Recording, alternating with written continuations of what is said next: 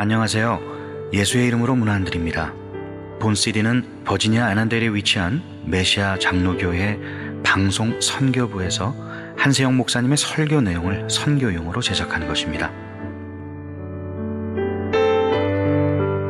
설교를 들으시고 예수 그리스도에 대해 알기를 원하시거나 예수를 믿고 신앙생활 하시기를 원하시는 분은 교회 전화 703-941-4447로 연락해 주시면 성심성의껏 도와드리겠습니다.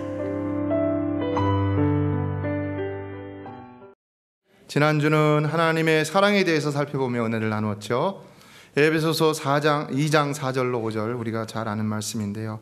긍휼에 풍성하신 하나님이 우리를 사랑하신 그 큰 사랑을 인하여 허물로 죽은 우리를 그리스도와 함께 살리셨고 너희가 은혜로 구원을 얻은 것이다 라고 했습니다.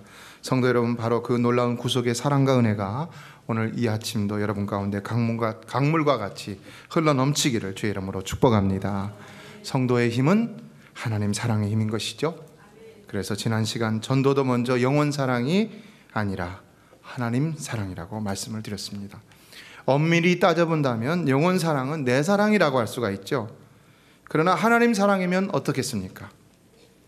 그러므로 우리는 우리 삶에서도 우리가 모든 일을 행함에 있어서 기꺼이 하나님 사랑을 먼저 생각하는 사람들이 되어야 하는 것이죠.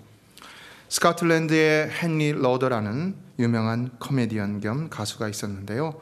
1차 세계대전 때 전쟁으로 25살 난 외아들을 잃어버리고 말았습니다.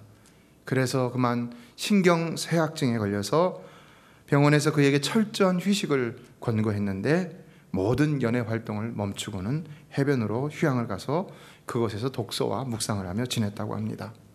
그러던 가운데 어느 꼬마 아이 하나를 만났는데 그 꼬마와 바닷가를 거닐고 있었을 때의 일입니다. 해가 막 지고 있는데 파도 소리가 들리면서 주변의 경관이 너무나 아름다웠습니다. 그런데 보니까 그 바닷가를 따라 몇몇 집들이 있는데 창문마다 이 깃발이 걸려 있었다는 것입니다.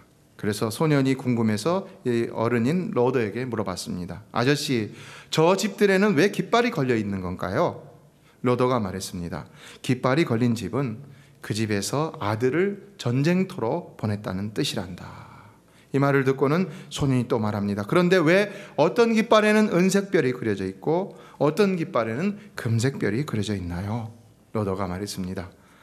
은색별이 그려진 깃발은 아들이 무사히 집으로 돌아왔다는 뜻이고 금색별이 그려진 깃발은 아들이 전쟁터에서 죽었다는 뜻이란다. 은색보다 금색이 더 낫죠. 근데 죽음을 더 치하해주고 있는 그런 모습을 볼 수가 있죠. 그런데 그 말을 마치자마자 조금씩 해가 어두워오기 시작하면서 이제는 완전히 해가 어두워졌다는 것입니다. 그리고는 하늘에 첫 번째 별이 반짝반짝 떴습니다. 근데 갑자기 소년이 그 별을 보고는 이렇게 말했다고 합니다. 아저씨, 저 별을 보세요. 별이 떴어요. 그런데 별이 금색별이에요. 그러면 저 금색별은 하나님이 아들을 전쟁터로 보냈는데 그 아들이 전쟁터에서 죽었다는 뜻인가요? 어떻습니까, 여러분? 그 소년의 말을 듣고 로더는 무언가 가슴에 어떤 깊은 감동이 일어나는 것을 느꼈다는 것입니다. 오늘 우리도 그런 느낌을 좀 받죠. 그런데 이 사람이 말합니다. 내 말이 맞다. 저 금색별은 하나님이 그분의 아들을 전쟁에 보냈다는 뜻이야. 그런데 그 전쟁은 역사상 가장 큰 전쟁이었어. 그 전쟁에서 하나님의 아들이 죽어서 저 별이 금색별이 된 거야. 그가 이렇게 말했다는 것입니다. 예수 그리스도를 말하고 있는 것이죠.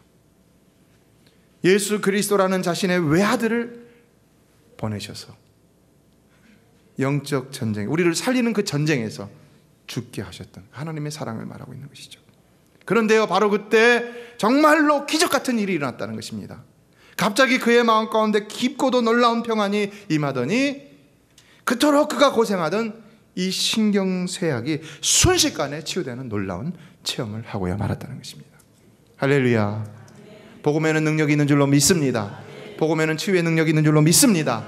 하나님의 사랑의 능력에는 정말 우리의 모든 문제를 해결할 수 있는 위대한 능력이 들어있는 것입니다. 그는 진정 하나님의 사랑을 깨달음으로 그 사랑이 주시는 또 하나의 놀라운 기적의 선물을 받아 누릴 수 있었던 것이죠. 기억하십시오. 하나님의 사랑이라는 것은 정말 제한이 없고, 우리가 가늠할래야 가늠할 수도 없고, 파악할래야 파악하기도 힘든 엄청난 우리를 위한 하나님의 능력이라는 것입니다. 마치 우주와 같이 파고 또 파고 또 파도 또 엄청난 것들이 나오는 것처럼, 그러나 우리가 그 중에 아는 것은, 정확히 아는 것은 하나도 없는, 그러나 그럼에도 실로 그 모든 것은 그저 아름답기만 하고 귀하고 놀랍기만 한 그 하나님의 본심이 바로 그분의 사랑이라는 것입니다. 예레미야가 3장 33절은 말합니다. 주께서 인생으로 고생하며 근심하게 하심이 본심이 아니시로다. 성도 여러분, 여러분이 고생하며 근심하도록 하는 것이 하나님의 본심이 아닌 줄로 믿습니다. 하나님의 사랑은, 하나님의 본심은 정말로 여러분이 잘 되기만을 원하시는 줄로 믿습니다. 그럼에도 우리에게 고난을 주시는 이유는 뭡니까? 우리를 더 정금 같게 만들어 가시기 위한 하나님의 더 깊은 사랑이 있기 때문에 그런 것이죠. 어느 자매가 저를 찾아와 상담을 했습니다. 어려운 환경 가운데서 자라면서 왜 하나님은 나에게 이런 불행한 삶을 주셨는가? 과연 하나님은 나를 버리신 것이 아닌가? 사실 그 자매는 하나님이 자신을 버린 줄로만 생각을 했다는 것입니다. 그런데 오랜 세월이 흘러 어느 날 갑자기 자신은 버림받은 것이 아니다 라는 이런 깨달음을 얻게 되었다는 것입니다. 어느 날 아침 잠자리에서 일어났는데 불현듯 스치고 지나가는 생각이, 나는 모든 것을 가지고 있지 않은가라는 깨달음이었다는 것입니다. 그래서 정말 곰곰이 따져보기 시작했다고 합니다. 따져봤더니 하나하나 그는 따져볼수록 그동안은 그가 어렵게 살았지만 많은 것을 하나님이 주셨다는 것을 거기서 깨닫고 감사했다는 것입니다. 참으로 그의 모든 삶을 회복시키신 하나님을 깨닫게 된 것이 바로 그것도 하나님의 은혜였다고 할 수가 있는 것이죠. 그래서 그는 거기서 일어나서 하나님을 다시 찾기 시작했는데, 그렇게 하나님을 찾음에도 불구하고 이상하게도 만족함이 어느 정도는 있으면서도 마음 한구석에 허전함이 여전히 존재하고 있었다는 것입니다. 여러분, 그 허전함이 무엇일까요? 하나님을 믿으면서도, 하나님의 존재를 인정하게 되면서도, 하나님의 은혜를 깨닫게 되면서도 마음 한구석에 생기는 그 허전함, 과연 그것이 무엇일까요? 그러던 가운데 저희 교회 예배에 나오시게 됐고, 예배를 드리시는 가운데, 예배 가운데 선포되어지는 복음의 메시지를 통해서 이제는 하나님의 은혜에 대해서 궁금증을 가지고 저를 찾아와 상담을 받으신 것입니다. 그러나 이 자매를 만난 저는 솔직히 이 자매 속에서 이미 역사하시는 하나님의 그 놀라운 구속의 은혜를 발견할 수 있었습니다. 여러분, 하나님이 그 은혜를 주시지 않았다면 어찌 그 자매가 그런 호기심 속에서 저를 찾아올 수 있었을까요? 아니, 그 이전에 어찌 그 마음 가운데 세상의 많은 것들을 소유하고도 허전한 마음을 가질 수 있으며 또 그것을 깨달으며 또 그것을 채우기 위해서 나설 수 있었을까요?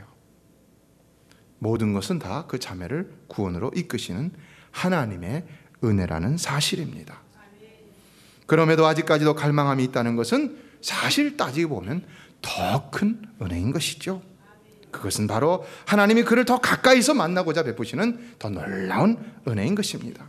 그래서 저는 이 자매에게 더욱더 말씀과 기도와 찬양과 예배 가운데 하나님을 성령으로 인격적으로 만날 것을 권면을 드렸습니다. 그리고 상담을 마쳤는데 이분에게 놀라운 만족감이 임하는 것을 볼 수 있었습니다. 사랑하는 성도 여러분, 아무리 하나님이 우리를 은혜로 구속해 주신다 할지라도 우리는 반드시 그 하나님을 인격적으로 만나는 체험이 있어야 할 줄로 믿습니다. 그 하나님을 반드시 만나는 여러분 되시기를 주의 이름으로 축복합니다. 여러분의 모든 삶의 순간들 속에서 그 하나님을 만나시기를 수고하시기를 바랍니다. 기도로, 말씀으로, 찬양으로, 예배로, 헌신과 봉사로, 하나님을 위한 삶으로, 삶의 현장 그 순간순간에서, 그 곳곳에서 반드시 우리는 하나님을 만나는 체험들을 통해서 우리는 더욱더 하나님을 닮아가게 되는 것이고 우리의 신앙이 더욱더 성장해질 수 있는 것입니다. 바로 이것입니다. 하나님의 은혜는 바로 이것과 같다는 것입니다. 무슨 말이냐? 하나님의 은혜는 우리에게 부어지는 것이지만 그러나 그냥 부어지기만 하고 우리는 아무것도 안 하는 것이 아니라는 것입니다. 이처럼 그 은혜를 받은 우리가 뭔가 하나님 앞에 갈급함으로 나아가게 되는 것이고 이에 우리는 그를 찾는 수고를 하게 되는데 더욱더 말씀과 기도와 찬양과 헌신의 삶 속에서 그를 찾고 또 찾게 되는 것이고 결국 거기서 성령을 통하여 그 하나님을 인격적으로 만나게 되는 일이 발생하게 되는 것입니다. 그러나 그럼으로써 우리는 또다시 우리가 알지 못했던 더 깊고 오묘하신 하나님의 은혜를 체험하며 깨달으며 그를 더 알아가게 되어지는 것이지요. 이와 같은 하나님의 은혜는 오늘도 우리 삶에 매일 매 순간마다 새롭게 임하고 있다는 사실입니다. 사랑하는 성도 여러분, 오늘 이 아침도 여러분에게 새로운 은혜가 여러분에게 주어지고 있는 줄로 믿습니다. 이 새로운 은혜를 어떻게 표현할까? 근데 제가 일부 예배 때 갑자기 그런 생각이 들었어요. 이 은혜는 우리가 같은 옷을 매일같이 빨아입는 것 같은 그런 새로움이 아니라 매일같이 새로운 옷을 사서 입는 것 같은 그런 새로운 깨달음이다. 어때요 여러분? 기가 막히잖아요. 남자분들은 별로 마음에 와닿을지 모르지만 여자분들은 그렇잖아요. 새로운 옷을 매번 새롭게 사서 입는다는 거, 기가 막히지 않습니까? 에레미야가 3장 23절은 이것이 아침마다 새로우니 주의 성실이 크도소이다. 하나님은 성실하시기 때문에, 부지런하시기 때문에 매일같이 우리에게 새로운 은혜를 주시는 줄로 믿습니다. 그래서 날마다 깨달아 정말 이 은혜 가운데 기쁜 신앙생활 할 수 있는 여러분 되시기를 주의 이름으로 축복합니다. 이에 오늘 본문에서 사도 바울은 고린도전서 15장 가운데서 부활을 말하면서 이 대목에 있어서는 자신이 받은 이 놀라운 은혜에 대해서 이것을 말하고 있습니다. 자기가 이 부활을 증거할 수 있는 그만한 자격이 되는 자라는 것을 얘기하고 있는데 여기에 놀라운 복음의 진리가 담겨져 있는 것을 보게 됩니다. 우리 10절을 다시 한번 다 같이 읽어보도록 하겠습니다. 시작. 그러나 나의 나된 것은 하나님의 은혜로 된 것이니 내게 주신 그의 은혜가 헛되지 아니하여 내가 모든 사도보다 더 많이 수고하였으나 내가 아니요 오직 나와 함께 하신 하나님의 은혜로라. 성도 여러분, 진정 모든 것은 다 하나님의 은혜인 줄로 믿습니다. 이 본문을 다시 몇 가지로 살펴보면, 첫째 본문은 하나님의 거부할 수 없는 구원의 은혜가 얼마나 탁월한 것인지를 아주 극적으로 보여주고 있습니다. 여러분, 바울은 원래 어떤 사람이었습니까? 바울은 정말 나쁜 사람이었죠. 그는 본래 그리스도인들을 핍박하고 그리스도인들을 붙잡아 감옥에 쳐넣을 뿐만 아니라 돌로 쳐서 죽이는 일에 앞장을 섰던 자였습니다. 그런 그가 그렇게도 놀라운 하나님의 은혜를 체험함으로 예수 그리스도를 만나게 되었을 바로 그때에도 그는 범죄 중에 있었습니다. 그것도 아주 극악한 범죄 중에 있었습니다. 그는 예루살렘에서 스데반을 돌로 쳐 죽이는 일에 앞장섰을 뿐만 아니라 그 다음에 또다시 다메삭이라는 곳으로 예수 믿는 자들을 붙잡으러 가는 중이었습니다. 그런데도 그를 바라보시던 하나님의 사랑이 얼마나 광대한 능력으로 그에게 역사하셨던지 그는 그로 하여금 결코 피하거나 거부할 수도 없이 그 사랑 앞에 무릎을 완전히 꿇게 하시고 굴복하게 하시고, 그러므로 돌이켜 회개하며 철저히 그 놀라운 사랑에 감사하며 그 삶을 온전히 새롭게 돌이키도록 만드셨다는 것입니다. 얼마나 놀라운 일입니까? 여러분은 하나님이 여러분을 바꿔주심을 믿으십니까? 사람이 사람을 바꿀 수 있습니까? 누가 여러분을 변화시킬 수 있습니까? 한번 생각해 보세요. 여러분의 남편이 여러분을 변화시킬 수 있을 것 같습니까? 아내가 남편을 변화시킬 수 있어요. 사람 변화시키는 거 어려운 일입니다. 그러나 하나님의 은혜면 되는 줄로 믿습니다. 하나님의 은혜는 거부할 수는 없는 것입니다. 너무나 놀라운 것입니다. 그러나 하나님의 은혜 자체가 너무나 놀라운 것이기 때문에 하나님의 은혜는 능히 어렵지 않게 이것을 이루고야 말 수 있다는 것입니다. 이것을 말하는 본절에서의 사울은 이 10절 한 절 속에 이 하나님의 은혜라는 말을 도합 3번이나 언급하고 있는 것을 볼 수 있습니다. 무엇을 말하고 있는 것입니까? 하나님의 은혜, 하나님의 은혜, 하나님의 은혜. 한 절에 하나님의 은혜가 3번이나 들어갔어요. 이 말은 이 그냥 고린도서 15장 10절은 그냥 하나님의 은혜 이렇게 하면 끝난다는 것이죠. 기가 막힌 탄성을 하고 있었던 것입니다. 하나님의 은혜, 말하다가 또 하나님의 은혜, 하나님의 은혜. 어떻게 이 연약하고 부족한 인생이, 어떻게 이 죄성 많고 탐욕이 많은 인생이, 어떻게 이 가진 것이 없고 무능한 인생이, 혹은 가진 것이 많고 아무것도 의지할 필요가 없는 인생이, 그런 교만한 인생이 어떻게 이렇게 예수 그리스도를 믿고 하나님의 자녀가 되는 놀라운 존재로 변화되어 오늘 이 자리에 있을 수 있을까? 어떤 이는 살인자요, 어떤 이는 거짓말장이요, 어떤 이는 사기꾼이요, 어떤 이는 간음자요, 어떤 이는 교만자요, 어떤 이는 아무것도 없는데 어떻게 그 놀라운 그 하나님의 사랑, 그 사랑을 받는 하나님의 자녀가 되는 특권을 얻을 수가 있었겠느냐는 것입니다. 실로 하나님의 은혜는 불가능이 없는 절대 전능의 능력이라는 사실입니다. 그래서 우리는 이런 하나님의 은혜를 가르쳐 신학적으로 불가항력적인 은혜다라고 말하고 있습니다. 하나님의 은혜는 아무리 그 사람이 저항하려고 버팅기다 할지라도 저항할 수가 없는 은혜, 받을 수밖에 없는 은혜라는 것입니다. 이 은혜가 여러분의 상황과 상태와 상관없이, 형편과 상관없이 오늘 이 시간에도 아직 구원의 확신이 없는 성도들에게 임하게 되기를 주의 이름으로 축복합니다. 예, 사도 바울은 이 놀라운 은혜에 대해 그것은 그토록 그리스도인들을 박해하던 자신을 그리스도인으로 만든 일뿐만 아니라 또한 그로 하여금 그 놀라운 복음을 전하는 사도로 만드셨다는 놀라운 고백을 하고 있었던 것입니다.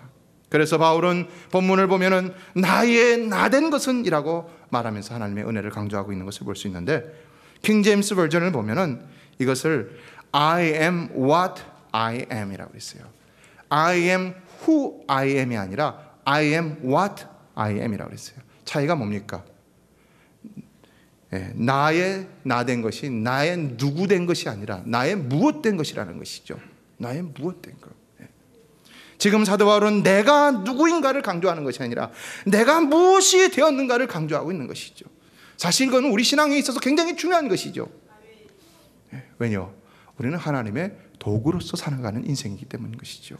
자, 뭡니까? 주권이 하나님께 있다는 것입니다. 바울은 지금 자신의 존재에 대해서 본질적인 관념을 나타내기보다는 지금 자신이 무엇이 되었는가, 복음을 전하는 사도가 된 점을 강조하고 있었던 것입니다. 이에 핫지는 이 본문을 이렇게 이해했습니다.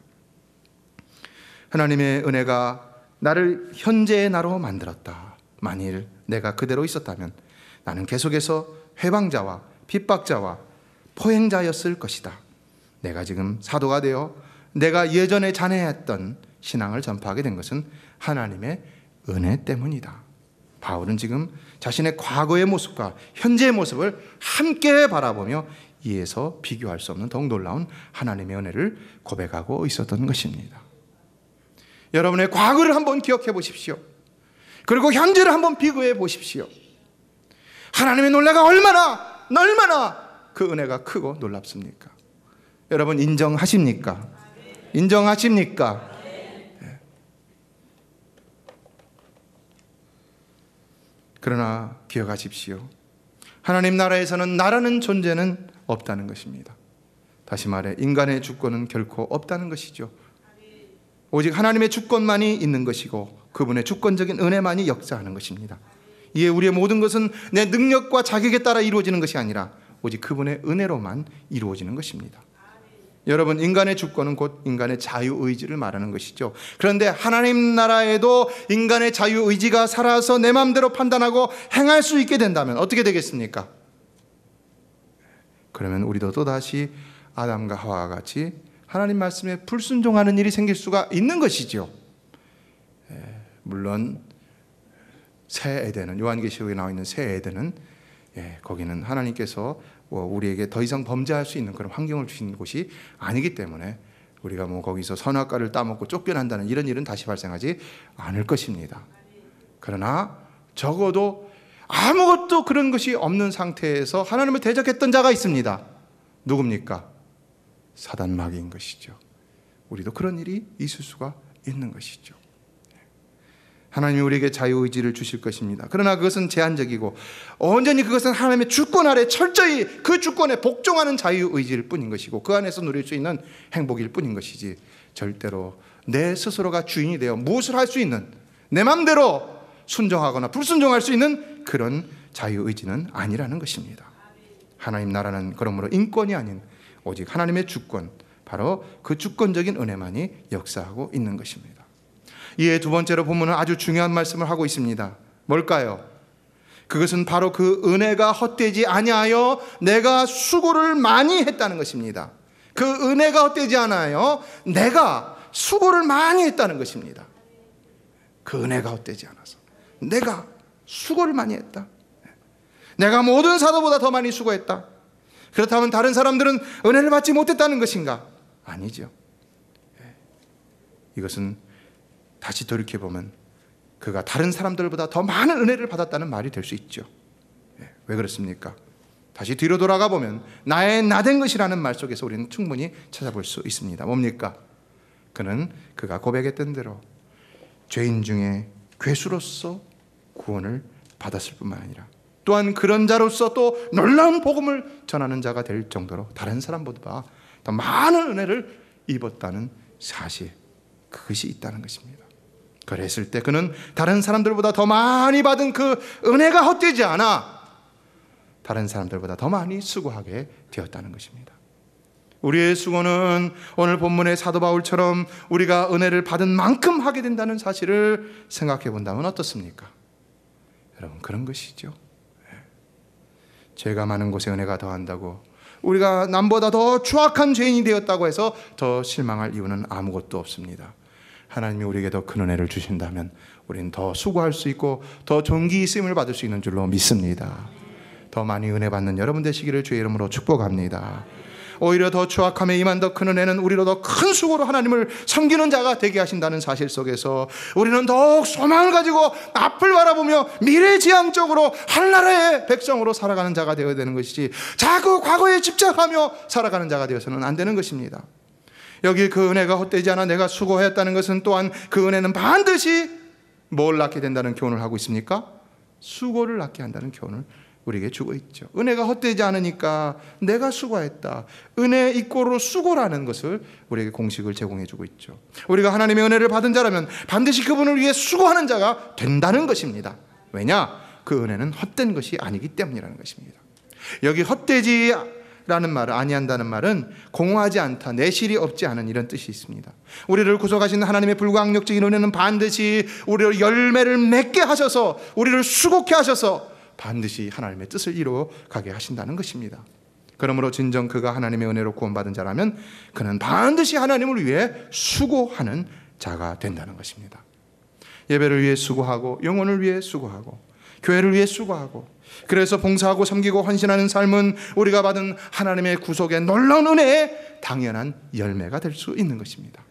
그러므로 이것은 당신이 구원받은 자라면 무엇을 해야 합니다 라고 강요하는 것이 될 수 없기 때문에 우리는 오히려 이것에 대한 감사와 고백으로 하나님께 영광을 돌리는 일에 초점을 맞추고 신앙생활하는 것이 옳은 일인 것입니다.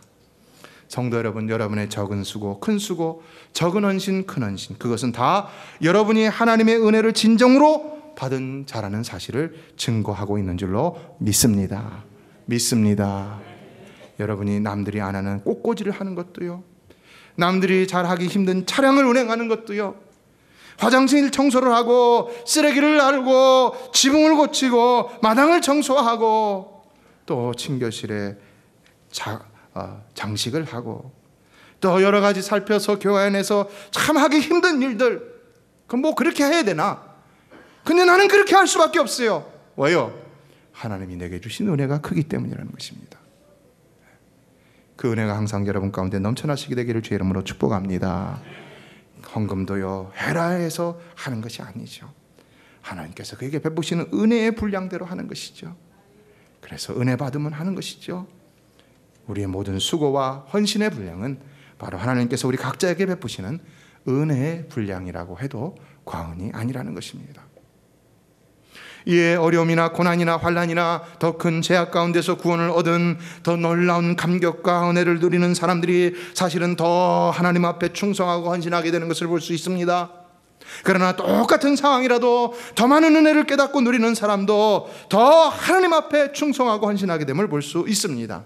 오늘 이 설교 시간도 똑같은 말씀이 여러분에게 똑같이 주어지고 있습니다. 누구 하나 다르게 주어지는 말씀이 없습니다. 저는 한 사람으로 여러분에게 동일한 말씀을 전하고 있습니다.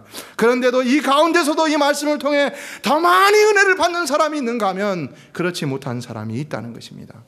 누가 더 헌신된 사람이 될 수 있고 누가 더 수고하는 사람이 될 수가 있겠습니까? 더 많은 은혜를 깨닫는 사람인 것이죠. 그래서 하나님의 은혜라는 것은 어떤 눈으로 보여지는 물리적인 것이 아닌 것이죠. 그리고 또 객관적인 것이 아닙니다. 상당히 주관적입니다. 하나님 우리의 1대1의 관계 속에서 하나님의 은혜를 부어주시는 것을 볼 수 있고, 그 나의 받은 은혜는 아무도 모릅니다. 나밖에는 없습니다. 나밖에는 아는 사람이 없습니다. 여러분, 오직 여러분만이 깨달을 수 있는 그 놀라운 은혜가 늘 다시 차고 넘치게 되기를 주의 이름으로 축복합니다.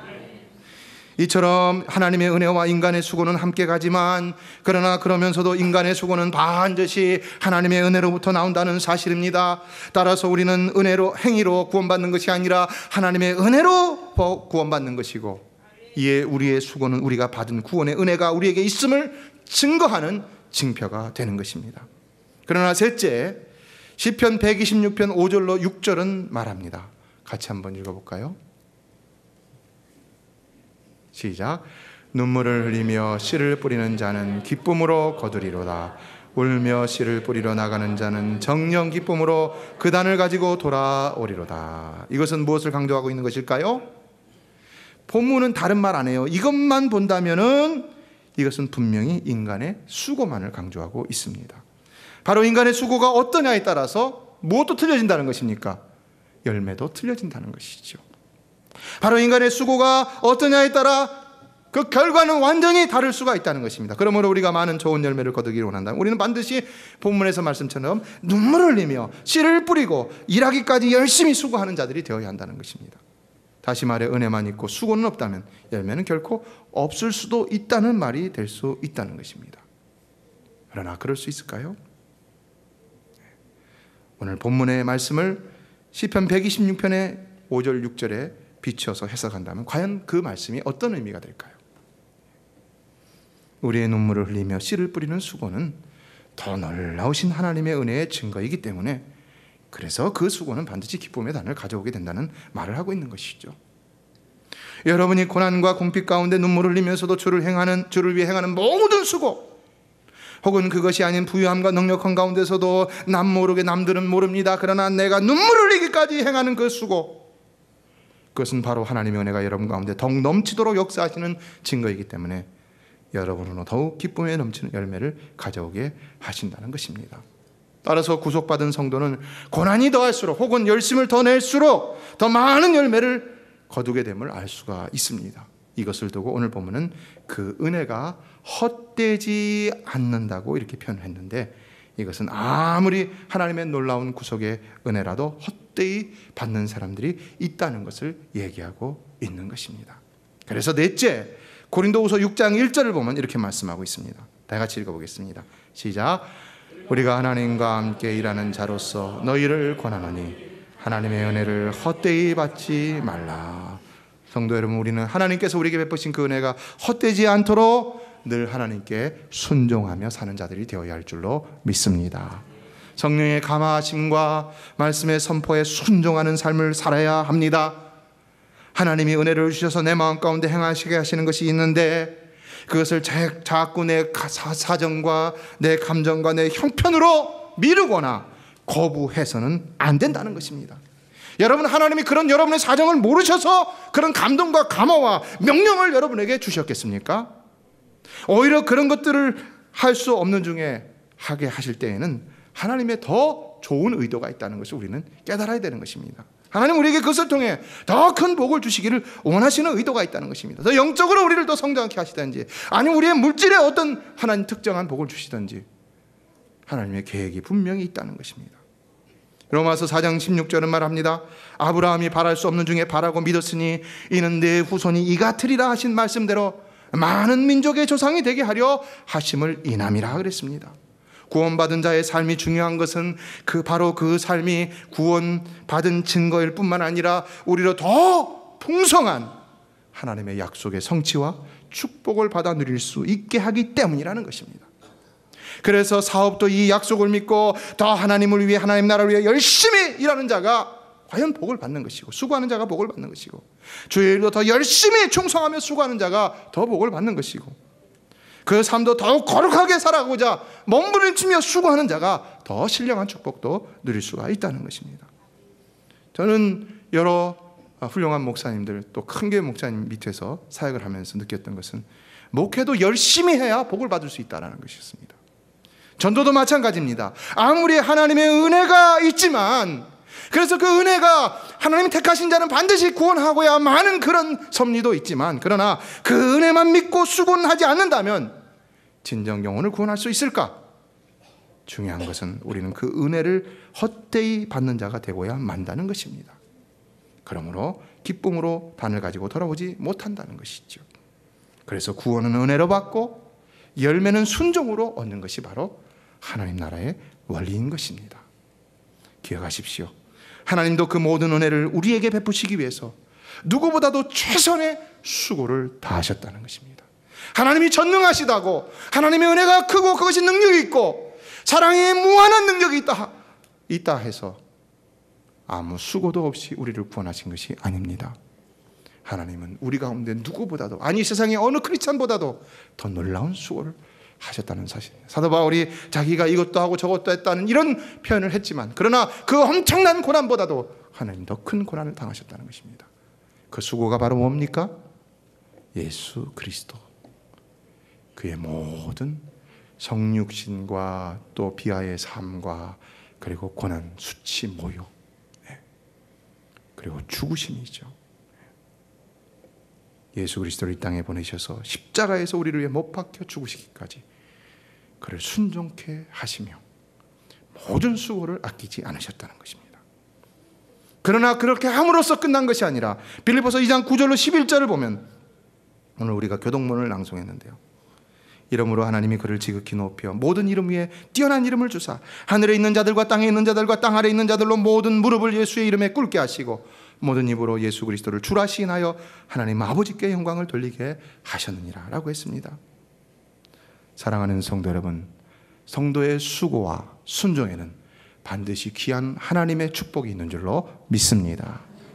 저는 이번 메시아 잔치를 맞아 여러분이 하나님께서 무엇보다도 기뻐하시는 전도의 명령에 다 열심히 순종하심으로 여러분 남은 생애와 저 하늘나라에서 실로 여러분 모두가 하나님 앞에 칭찬받고 더 존귀한 복을 받게 되기를 주의 이름으로 축원합니다. 할 수 없는 중에 하는 순종은 할 수 있는 중에 하는 순종보다 더 놀라운 기쁨의 열매와 축복을 거두게 하는 것입니다. 말씀을 맺습니다. 미국 새소망교회의 갤러웨이 목사님이 계시는데요, 저도 이분의 세미나를 한번 들은 적이 있는데요, 이분이 말씀 중에 어느 마을에 교회가 있는데 교인이 딱 4명이 있었다. 그래서 목사님이 열심히 전도할 걸 권면했는데 이 4명이 전도는 하나도 거부를 하고, 그리고 또 새로 등록하는 사람들도 다 등록하면은 등록하지 말라고 하나도 안 받았다는 것입니다. 그래서 이분이 하도 궁금해갖고 도대체 이 사람들 어떻게 된 사람들이길래 이런가 알아봤더니 그건 다름이 아니라 그 교회에 묘지가 딱 4개밖에는 안 남았기 때문이라는 것입니다. 오면은 뺏길까봐 그냥 뺏기겠습니까, 여러분? 우리 교회 묘지 몇 개 남았을까요? 그러나 사랑하는 성도 여러분, 우리가 전도에 힘쓴다면 하나님 이보다 더 놀라운 은혜와 복을 우리에게 허락하여 주실 줄로 믿습니다. 금생과 내생에 더 놀라운 축복을 주시는 것입니다. 예수 믿는다고 다 전도하는 것 아닙니다. 어느 교회도 성도들이 다 100% 전도하는 교회는 지상에 없습니다. 미국 소매상협회 조사 통계가 있는데 회사도 셀러리맨들을 이렇게 고용하지만 다 100% 열심을 내갖고 물건을 파는 것이 아니라고 합니다. 판매원의 48%가 한 번 전화하고 포기하고, 25%는 2번 전화해보고 포기하고, 15%는 3번 전화해보고 포기한다고 합니다. 그런데 회사는 누가 이끌어가느냐? 결국 끈질기게 전화해서 판매를 하고야만은 12%가 그 회사를 먹여 살린다는 것입니다. 어떻습니까? 이 땅에서의 하나님 나라도 어떻게 많은 사람들이 예수 믿고 구원받는 역사가 일어나고 있습니까? 그냥 하나님의 은혜가 풍성하니까 그냥 저절로 일어나고 있습니까? 아닌 것이죠. 바로 전도하는 그 소수의 수고로 인해서 오늘날 세상이 복음화되어지고 있다는 것입니다. 이에 저는 여러분 가운데 더 많은 분들이 이 소수에 들어가실 수 있게 되기를 주의 이름으로 축원합니다. 그리할 때 하나님 나라는 바로 그런 여러분으로 인하여 더욱더 풍성해지고 더 많은 사람들이 기쁨으로 행복하게 영생을 살아가는 역사가 여러분으로 인하여 일어나게 될 것이고, 그러할 때 바로 하늘나라에서 사도 바울이 말했던 것처럼 그들이 여러분의 면류관이 될 것입니다. 계시록 2장 10절은 내가 죽도록 충성하라, 그리하면 내가 생명의 면류관을 내게 주리라 라고 말씀했습니다. 은혜만 있다고 가만히 있지 마시고요, 받은 은혜가 헛되지 않아 늘 수고하심으로 하나님 주시는 귀한 복들을 금생과 내생에 다 받아 누릴 수 있는 여러분의 남은 여생이 되시기를 주의 이름으로 축원합니다. 메시아 장로교회는 아난데일 236 리틀 리버 턴파이크 선상에 있으며 디자인 안경과 알라딘 서점 옆에 있습니다. 주소는 4313번 마크햄 스트리트, 애난데일 버지니아 22003입니다. 성경은 주 예수를 믿어라, 그리하면 너와 내 집이 구원을 얻으리라 하셨습니다. 이 CD를 들으시는 분께서 예수를 믿지 않으셨다면 꼭 예수를 믿고 죄악된 세상에서 구원을 받을 수 있도록 기도하겠습니다.